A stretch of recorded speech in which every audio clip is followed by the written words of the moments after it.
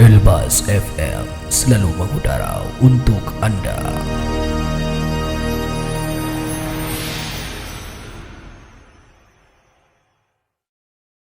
Agak butuh waktu dan biaya juga ya, bensin segala macam ya. Juga. Tapi mungkin kalau riset kecil-kecilan boleh juga ya. Nah, itu ya. Jadi kalau memang yang mau idealnya seperti itu. Seperti itu aja ya. Ya. Dan ada beberapa hal ketika kita mau menyusun program itu tadi yang harus kita pahami selain tadi apa fungsi penyusunan, tapi juga berkaitan dengan target pendengarnya, Oke. ya kan? Kemudian ini meliputi profil pendengar. Oke. Profilnya seperti apa? Ya, misalnya kalau pendengarnya kita mau banyak pria kah, banyak wanita, misalnya gitu, umur berapa? Yang kesana-sana tuh sedetail itu kalau memang mau bagus ya, mau misalnya benar-benar ya digarap serius gitu ya. Iya, benar sekali. Oke, itu ya rekan Andrian. Jadi ada profil segmented pendengar yang harus kita ketahui baru kita bisa merumuskan strateginya seperti apa. Ya. Kemudian Andri kan ada yang mau ingin ditanggapi dulu? Ya, tadi tentang dalam radio program tadi ya kita sudah yang tadi ya Mem ya. Sudah singgung-singgung sedikit tentang hubungan segitiga yang tadi ya. Saya sudah tebak ya, sepertinya rekan Andrian itu akan mengulang dari kata-kata itu. Hubungan segitiga. Ada yang menarik ya, hubungan segitiga antara pendengar, suara penyiar tadi dan iklannya juga tadi ya. Iya, radio, pendengar dan iklan. Iklannya tadi. Jadi juga perlu juga radio tadi pertama tadi fungsi penyusunan ya kan, target pendengarnya siapa juga. Siapa yang mau kita ini benar kita ya. sasar dan juga tadi profilnya seperti apa itu yang tadi MM. Kurang lebih sebenarnya keterkaitannya ke sana seperti itu ya. Nah, kita lanjut lagi ya. Jadi istilah format ini bisa kita artikan kan sebenarnya akan menjadi identitas ya kan. Karakteristik ya. Ciri. Nah, boleh ciri, karakteristik atau apa sih tadi identitas ya. Ya. Nah, format ini penting sekali lagi bagi radio agar bisa menarik tadi ya perhatian pendengar. Artinya kalau tadi sudah pendengar tertarik maka akan bisa mendatangkan iklan. Kan tujuan orang radio itu kan sebenarnya nanti kecuali kalau dia mau buat radio pribadi suka-suka saya lah gitu ya. Iklan nggak perlu masuk, yang penting saya buat radio ini cuma untuk menyenangkan hati saya dan dia mungkin punya banyak uang, jadi benar-benar untuk hiburan buat dia. Tapi umumnya kan kalau radio itu kan orang mengharapkan ada feedback ada juga itunya ya, umpan balik untuk iklan menjadi pemasukan bagi perusahaan kan begitu ya. Dan ini ya susah-susah gampang ya kalau memang lagi dapat ya, kalau susah ya kadang-kadang mungkin lagi harus punya trik khusus untuk bisa menjual iklan ini tadi ya. Itu tadi programnya dulu ya. Benar. Nah, jadi radio dengan format yang jelas itu tentunya akan lebih mudah mencapai pencitraannya. Benar sekali ya. Yang istilah lainnya nih rekan An dan juga semuanya ada lagi istilahnya namanya itu positioningnya. Penempatan kan, positioning ini adalah pemosisian. Oke. Jadi kalau formatnya jelas orang akan tahu gini, saya mau putar iklan tapi di radio yang muatan dakwahnya banyak. Dan ketika orang tahu di mana radio di Bengkulu ini yang dakwahnya banyak, Elbas misalnya. Kenapa? Karena dari format penyusunan program ya kan, dari penyampaian penyiar segala macam mendukung itu kan radio dakwah. Positioningnya, penempatannya orang tahu itu radio dakwah ya ke Elbas, jangan misalnya ke radio lain. Karena radio lain penempatannya bukan itu, akan jadi salah kaprah. Apalagi misal dia ini mau beriklan umroh dan haji misalnya, haji dan umroh. Nah, misalnya gitu ya. Yang mendengar misalnya radio lain anak muda, nggak tahu juga ya kalau misalnya sekedar untuk branding, mana tahu anak muda mau naik haji, entah juga ya. Tapi kalau biasanya kan segmennya dari si pengiklan juga pasti punya itu juga ya. Gitu. Jadi itu untuk positioning. Jadi dengan format penyusunan program yang jelas akan menjadi positioning misalnya ya, positioning atau penempatan pencitraan dari radio itu di mata pendengar dan di mata pengiklan. Benar juga ya. Nah, seperti itu ya. Ini waktu kita masih panjang. Masih ya. Bagaimana Ibu? Ibu ya. Operator. Ini tumben Ibu nih ya. Karena biasanya operator kita bapak-bapak ya. Oke ya. Ya. Nah, itu sebenarnya kalau ini dipelajari dengan serius dan diskusi ya, yang mendengar tuh juga seperti itu ya. Apalagi kalau mahasiswa ini yang belajar ada keharusan, jadi dia mau tidak mau, suka atau tidak suka wajib mendengarkan ini gitu ya. Nah, yakinlah ini bahwa ini akan menjadi ilmu buat para mahasiswa yang belajar ini di kemudian hari.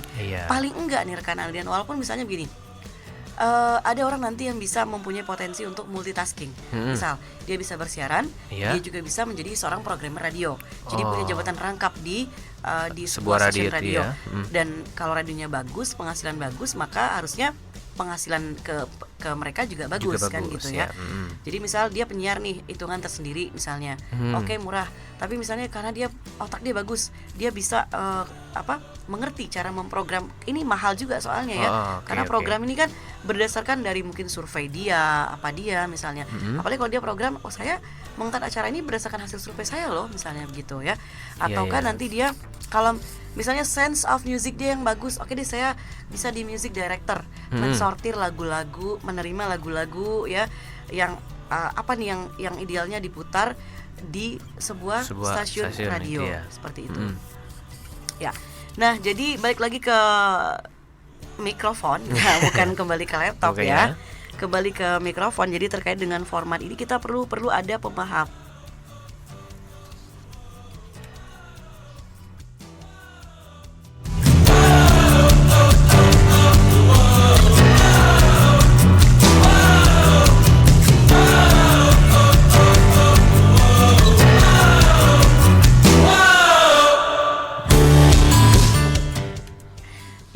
Banyak jeda iklan juga ini ya.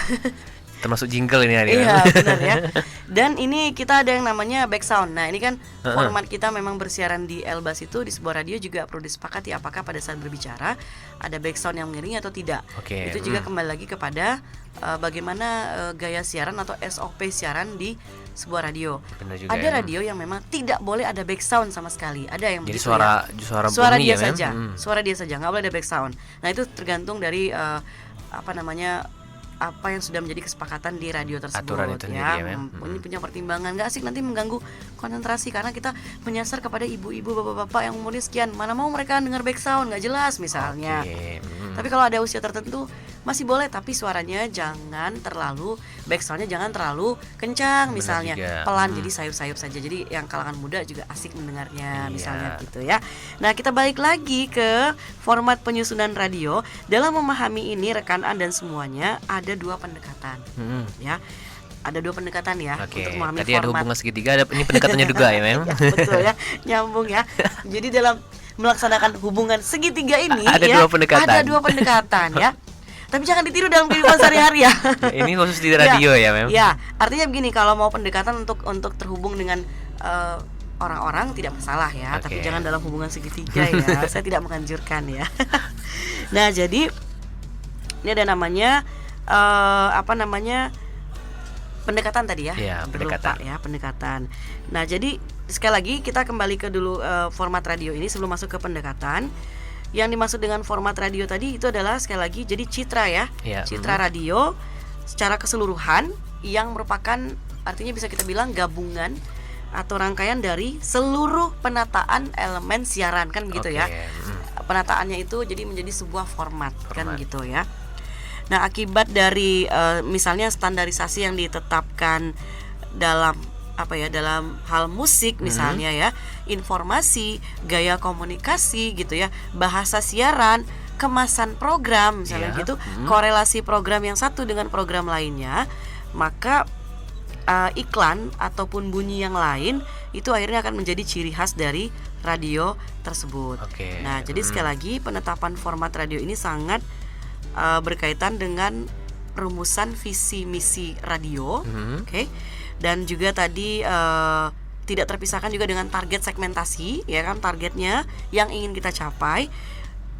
Jadi dengan demikian bisa disampaikan di sini bahwa strategi radio tercapai ya untuk mencapai pendengar sama target iklannya. Iklan tadi gitu ya. Oke, ini saya mau bahas apa tadi ya? Ya, pendekatan ya. Pendekatan. Oke.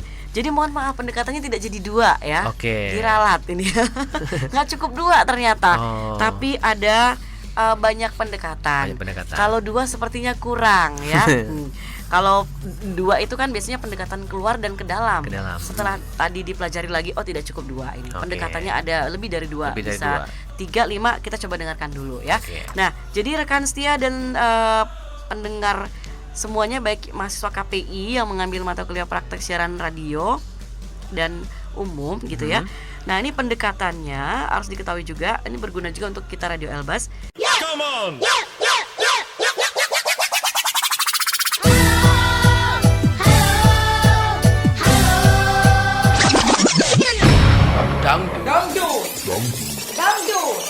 Dangdut Elbas Mania.